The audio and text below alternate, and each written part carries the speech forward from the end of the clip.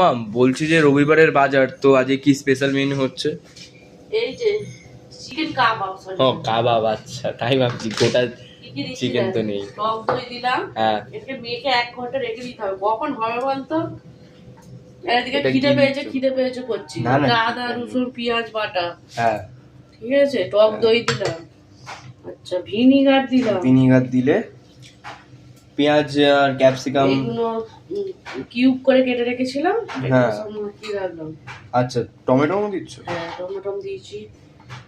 দিয়ে আচ্ছা এখানে দেবো ভাজা জিরে, দিচ্ছি গোলমরিচের গুঁড়ো। বাবারে একটু বেশি পড়ে গেল। না না ঠিক আছে, মশলা ব্যাস হয়ে গেল।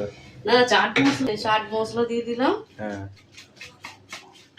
নুন, হুম আর দিচ্ছি লাল লঙ্কার গুঁড়ো। ভালো করে মেখে রাখতে হবে। একটু কামধুমি রং দিচ্ছি, কালারটা সুন্দর আসবে। এবার চিকেনটা ভালো করে ম্যারিনেট করে নিই, এটাকে 1 ঘন্টা রাখতে হবে। ম্যারিনেট আমার করা রেডি হয়ে গেছে। এই যে কড়াটা হবে পুড়িয়ে এরকম দিয়ে ঢাকনা দিয়ে দেবো, স্মোকি ফ্লেভারটা আসবে। তারপরে তার কাঠে রান্না হচ্ছে না, ওটাই ঠিক আছে। 1 ঘন্টা পর ফিরে আসছি।